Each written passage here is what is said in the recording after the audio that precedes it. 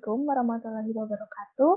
Salam sejahtera untuk kita semua. Om Swastiastu, Namo Buddhaya, salam kebajikan.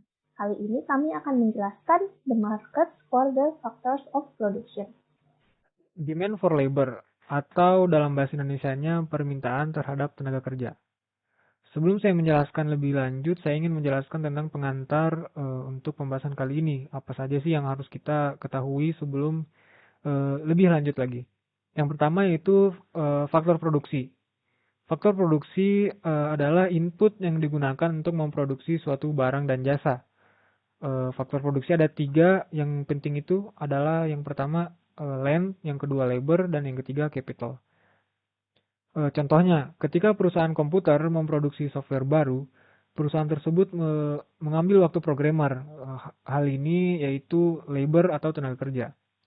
Nah, untuk tempat kantornya, tempat programmer itu kerja, itu disebut land. Sedangkan untuk bangunan kantor, bangunannya ya, dan komputer yang digunakan programmer tersebut disebut dengan capital. Nah, untuk yang kedua, markets for the factor of production atau pasar produksi mirip dengan pasar barang dan jasa, tetapi yang membedakan yaitu demand atau permintaan pasar faktor produksi merupakan derived demand. Nah, apa sih derived demand itu? Derived demand adalah permintaan perusahaan untuk faktor produksi berasal dari keputusannya untuk masuk barang di pasar lain. Kemudian lanjut yang ketiga yaitu assumption atau asumsi. Pada pembahasan kali ini kita menggunakan 2 asumsi, yaitu perusahaan berada di pasar persaingan, baik itu di pasar barang dan jasanya, dan juga di pasar tenaga kerjanya. Dan juga yang asumsi kedua yaitu perusahaan merupakan perusahaan yang hanya peduli pada memaksimalkan laba. Contohnya pada perusahaan penjual apel yang menjual apelnya di pasar persaingan dan membeli atau lebih tepatnya meng-hire pekerjanya di pasar persaingan juga. Karena berada di pasar persaingan, perusahaan bertindak sebagai price taker. Perusahaan menjual apelnya sesuai harga pasar dan perusahaan menggaji pekerjanya sesuai dengan pasar juga, sesuai dengan kondisi pasar. Sehingga perusahaan hanya menentukan berapa apel yang dijual dan berapa pekerja yang di-hire. Sedangkan untuk asumsi kedua yaitu perusahaan hanya peduli pada memaksimalkan laba. Laba diambil dari pendapatan, yaitu apel yang dijual. Dan laba diambil dari pendapatan, yaitu apel yang dijual dikurangi biaya, dalam hal ini gaji pekerja. Sehingga supply apel atau penawaran apel perusahaan tersebut dan juga permintaan pekerjanya atau labornya muncul dari tujuan perusahaan tersebut, yaitu asumsi yang kedua adalah perusahaan hanya bertujuan mencari laba. Production function dan marginal product of labor. Apa itu production function? Production function adalah hubungan kuantitas input yang digunakan untuk membuat suatu barang dan kuantitas output barang tersebut.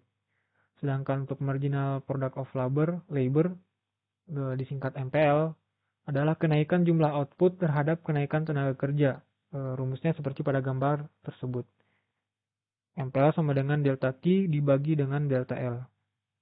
Delta Q adalah perubahan kuantitas, delta L adalah perubahan jumlah pekerja.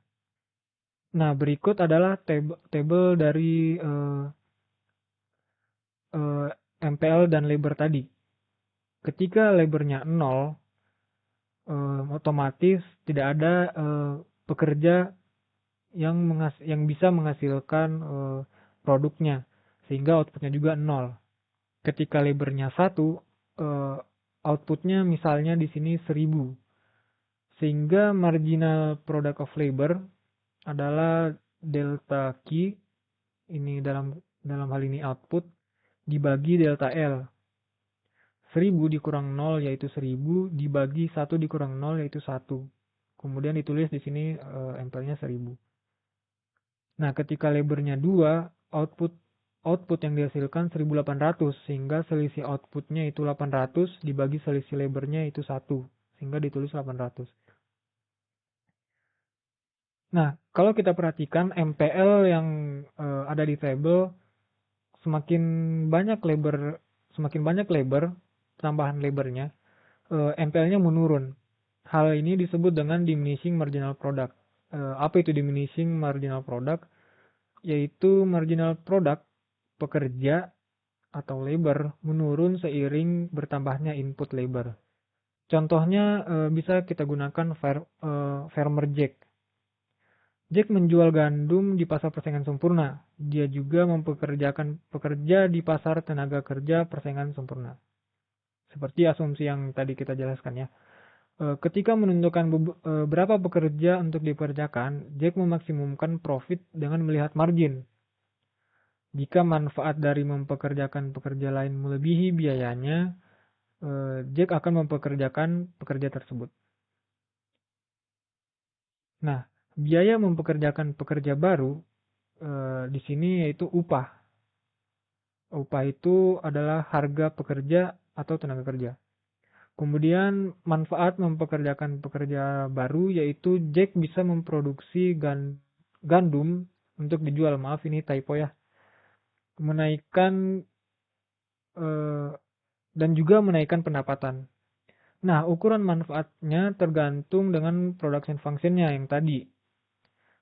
Jika kita ingat lagi, production function adalah hubungan kuantitas input yang digunakan untuk membuat suatu barang dan kuantitas output barang tersebut. Nah, seperti ini jika kita melihat tabel dan grafiknya. Ini adalah hubungan antara kuantitas input yang digunakan, dalam hal ini adalah labor, dan output barang tersebut. Ini adalah production function-nya. Selanjutnya di sini saya akan menjelaskan the value of the marginal product and the demand for labor. Nah, misalnya biaya mempekerjakan lain itu disebut upah, diukur dalam dolar, dan manfaat mempekerjakan pekerja lain itu atau MPL itu diukur dalam unit atau output. Nah, solusinya itu kita dalam memecahkan masalah ini, kita menggunakan konvensi MPL ke dolar. Nah, pengertian dari marginal product itu adalah nilai produk marginal itu atau marginal input itu adalah produk marginal dari input tersebut dikalikan dengan harga pasar dari output tersebut. Nah, jadi rumusnya itu P dikali MPL seperti itu.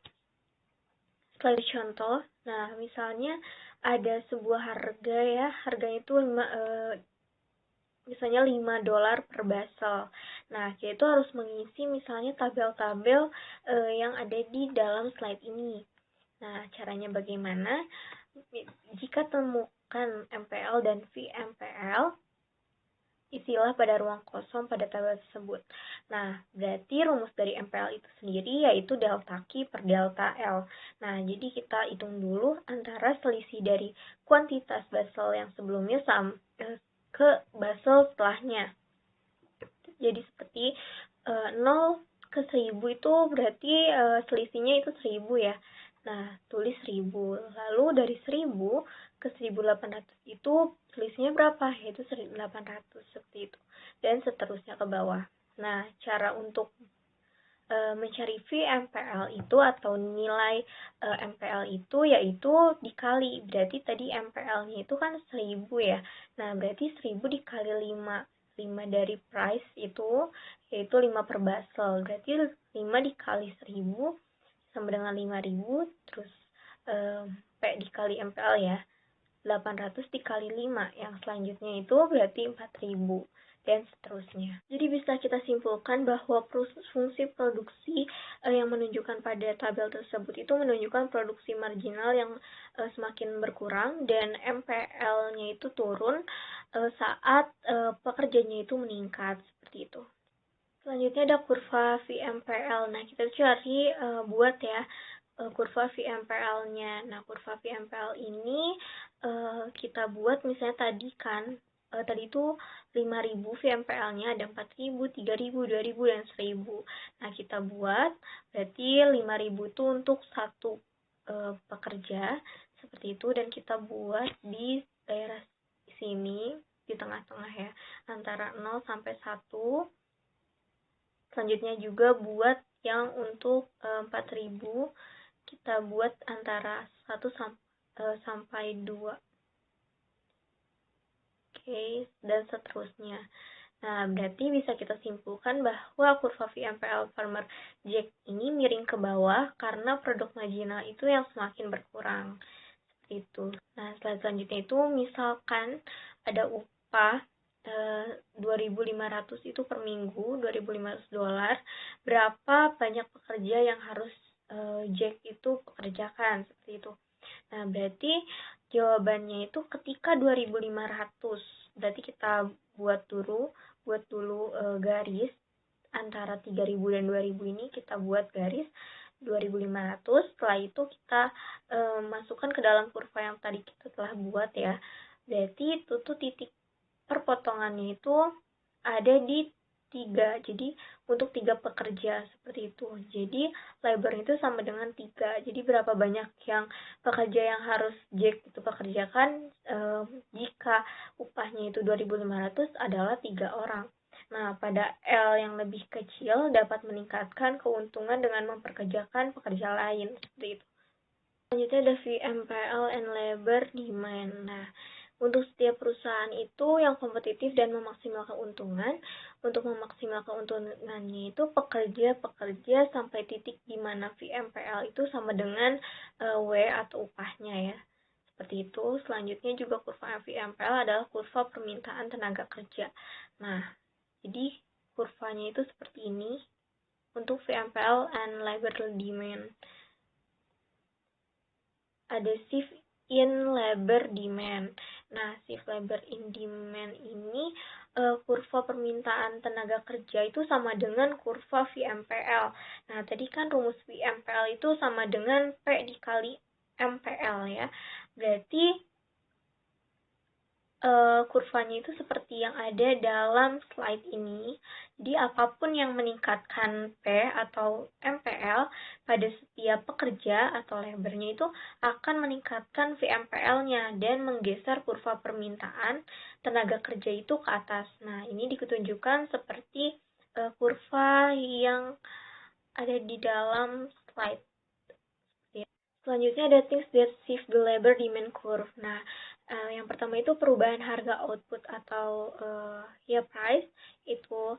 Yang kedua itu ada perubahan teknologi itu mempengaruhi MPL-nya, dan yang ketiga itu ada pasokan faktor lain itu mempengaruhi MPL. Nah, contohnya itu jika perusahaan mendapat lebih banyak peralatan atau modal, maka pekerja itu akan lebih produktif dan MPL dan VMPL-nya juga akan naik, seperti itu.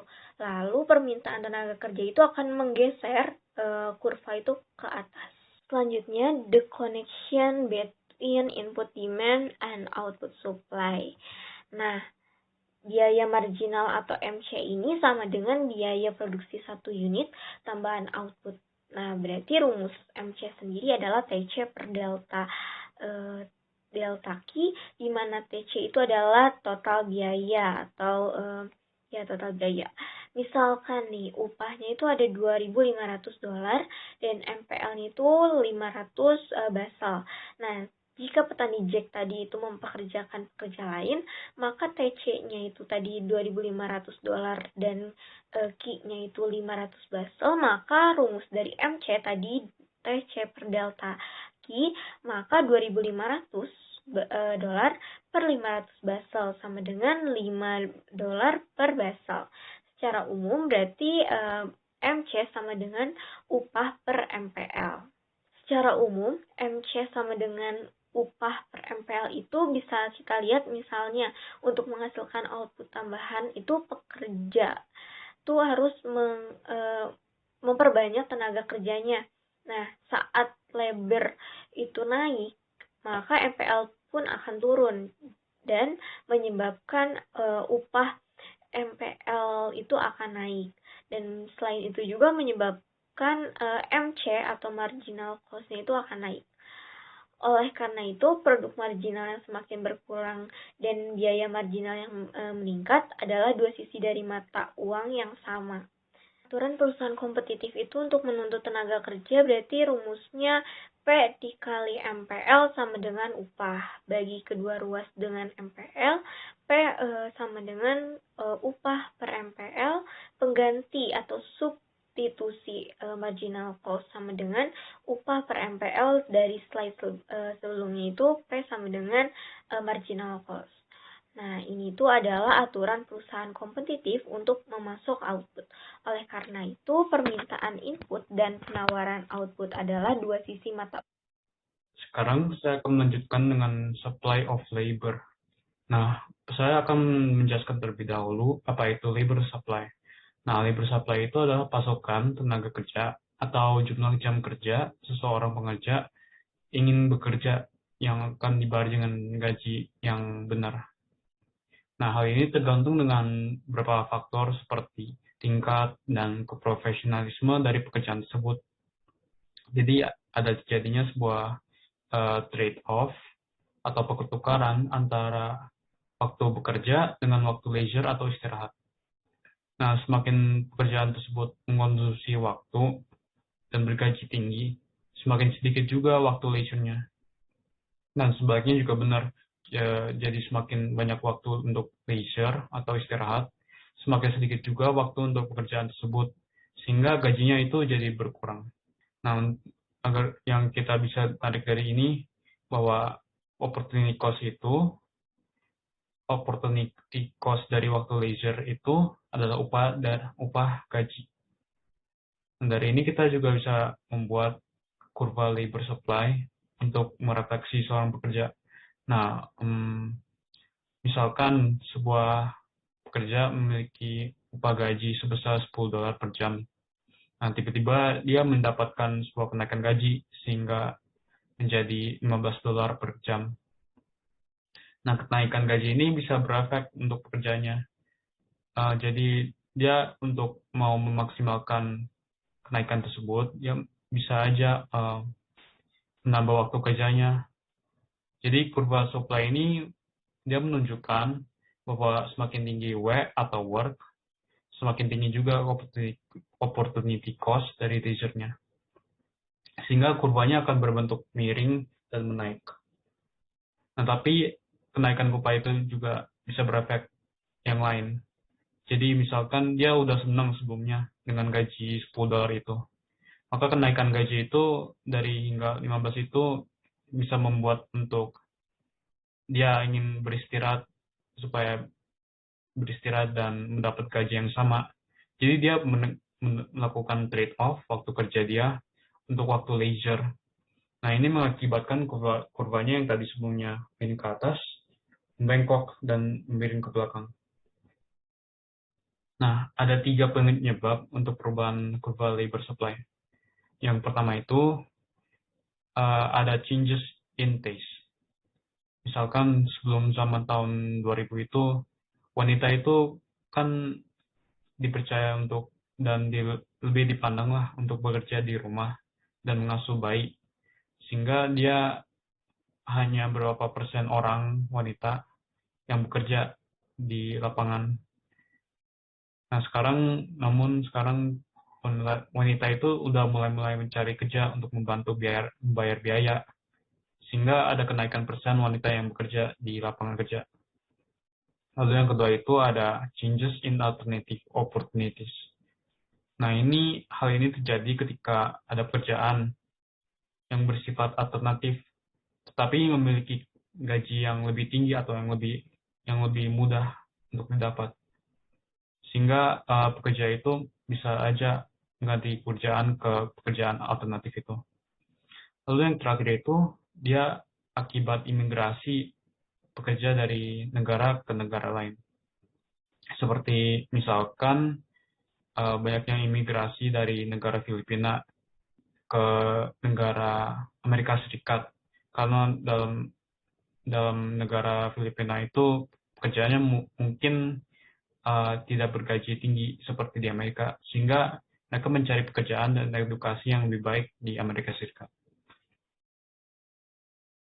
Selanjutnya mengenai equilibrium in the labor market.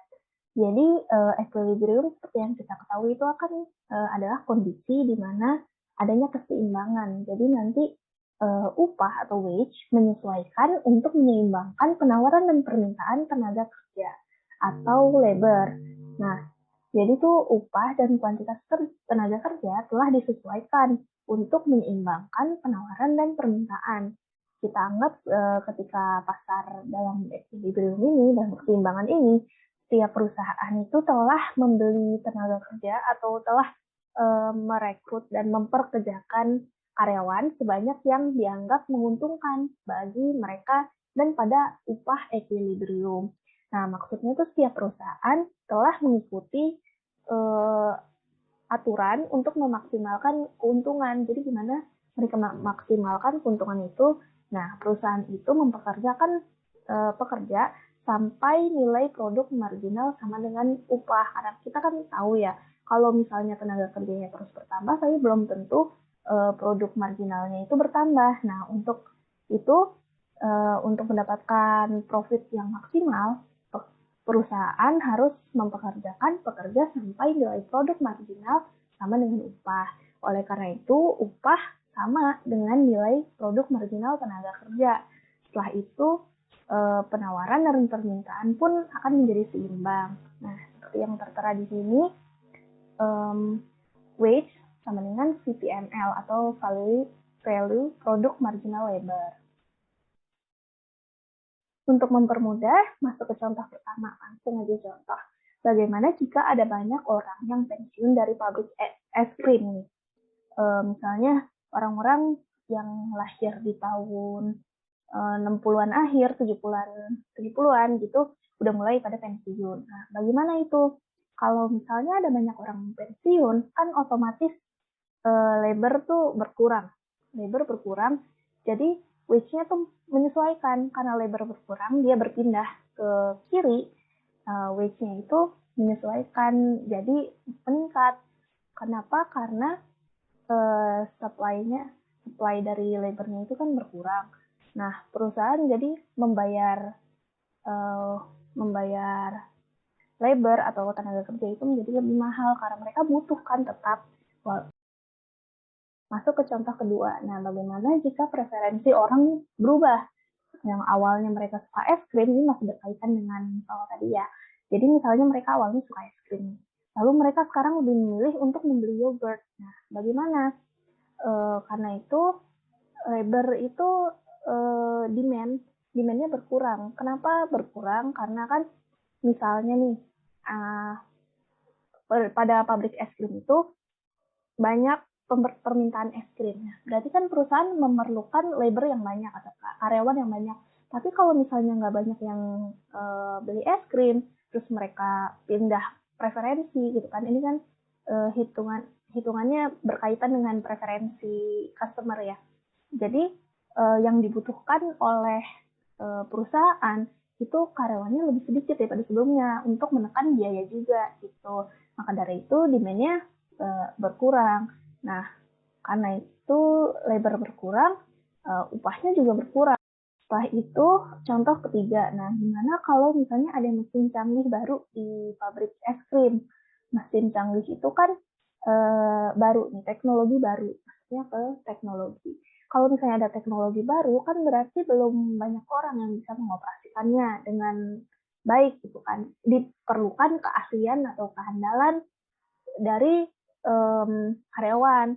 Nah, maka dari itu demand untuk labor itu meningkat karena perusahaan membutuhkan karyawan yang mampu untuk mengoperasikan mesin canggih tersebut.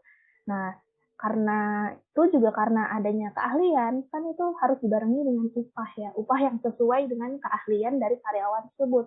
Makanya permintaan untuk karyawan meningkat, lalu upahnya juga meningkat. Gitu.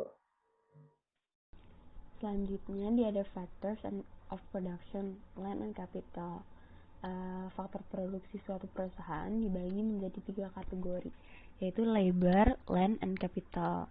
Nah, ekonom menggunakan kata kapital atau modal dengan merujuk pada persediaan peralatan atau struktur yang digunakan untuk memproduksi barang dan jasa.